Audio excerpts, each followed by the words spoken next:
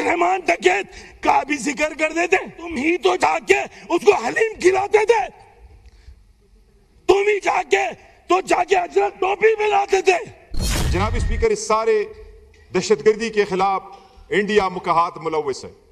India ही वही दहशतगर्द तंजीमें हैं और वही दहशतगर्द तंजीमें हिंदुस्तान है। हम उन सब की मजम्मत करते हैं और करते रहे हैं।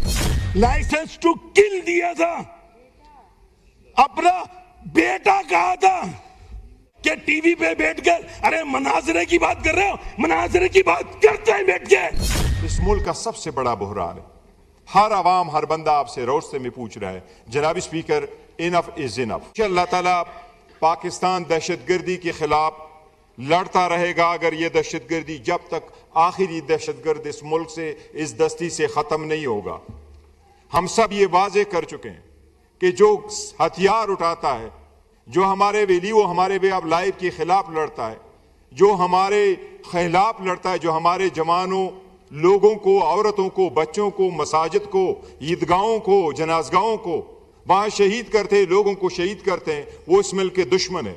हम उनमें कोई फर्क नहीं करते। जनाब स्पीकर, इस सारे दहशतगर्दी के खिलाफ इंडिया मुकाहात मुलव्वस है।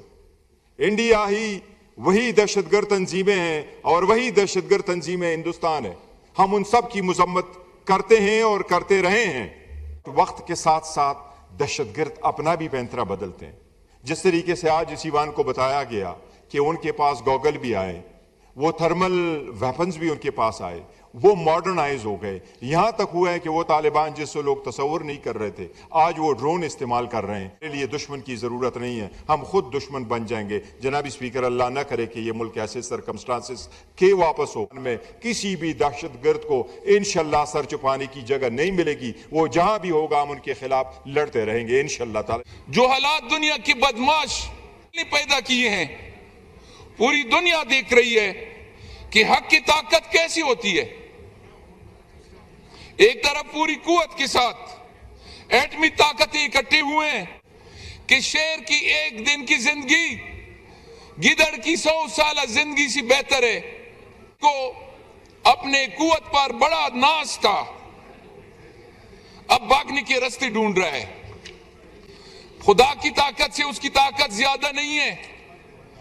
एक तरफ पूरा ईमान के साथ, खुदा की मदद के साथ लोग खड़े हैं, और दूसरी तरफ ये बदमाश जो खुदा की भी परवाह नहीं करते, वो उनका मुकाबला कर रहे हैं कि ये इस्लाम की दुश्मन, ये मुसलमानों की दुश्मन, जो ये हवा भी देते हैं और ये अफवाहें भी फैला देते हैं, तो ये सिर्फ एक साजिश के तहत कि मुसलमानों को तकसीम कर ले और मुसलमान आपस में गुतम गुता हो जाए और एक दूसरों के गिरबान में हाथ डाल दे। मुसलमान अब बेदार हो चुके हैं और अपना जो दुश्मन है, इस्लाम की दुश्मन है, उनको पहचान लिया है और उनका मुकाबला इंशाल्लाह हम अब इकट्ठे करेंगे। रहमान डकैत का भी जिक्र कर देते, तुम ही तो जाके उसको हलीम खिलाते थे, तुम ही जाके हजरत टोपी मिलाते थे। अच्छा रहता जिनको पर्चियां दे दे के जिनकी घरों से अगवा करते थे, भत्ता लेते थे, उसको किसने ऑन किया था? आप ही के वजीर दाखिला।